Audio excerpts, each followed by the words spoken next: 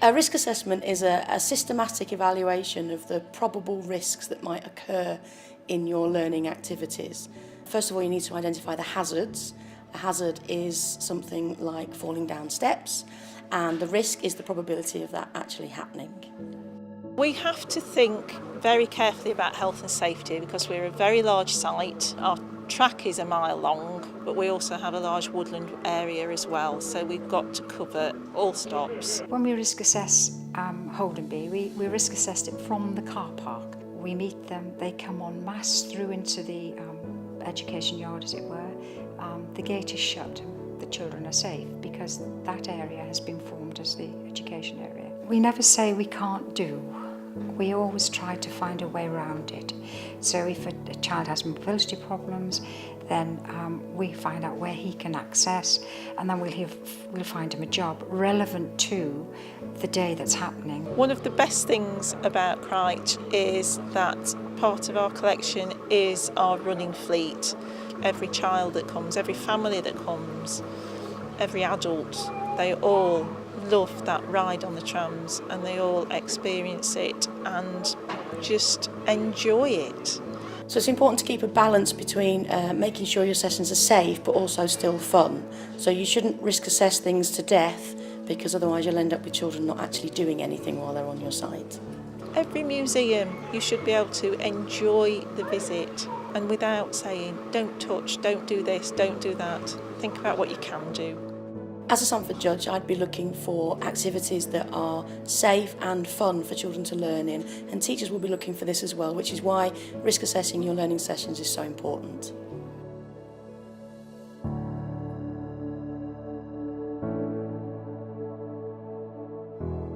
One of the ways to create a really smooth and really relaxed visit and to make it a much more efficient process is through good administration and good management.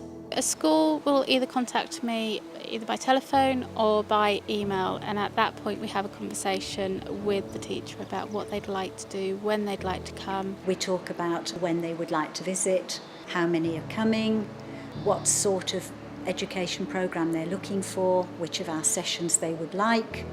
We talk about if we can be flexible, if we can fit into their national curriculum. So we try to be very flexible with what we can offer. So at the end of the day, what we want is for it to be a fun, efficient and smooth operation that allows children to really enjoy their experience and to really engage them with you on your site.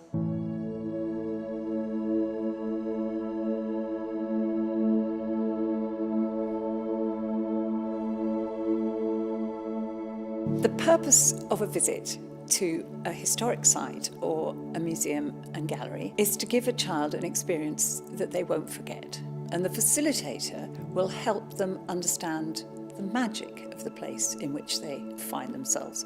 If the session can be taught in the same way in a classroom, then it's not what the Sandford Award wants. When children come to visit us, we aim to give them an in-depth experience of the 1840s workhouse.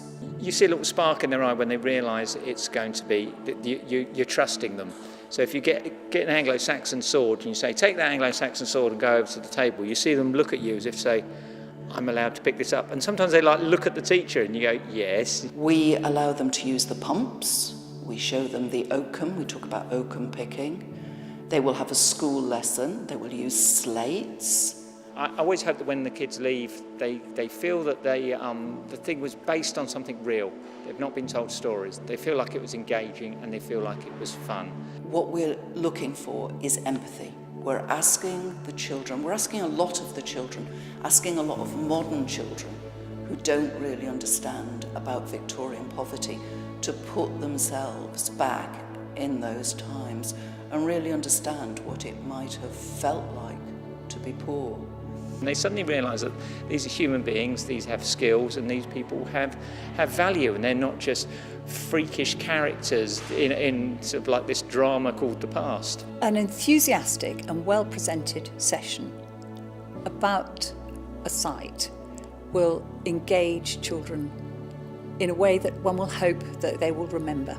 The really important thing is that when the children arrive, they think they're having a good time they enjoy what they're learning. And if you've done the learning structure, then they can enjoy themselves, and so can you.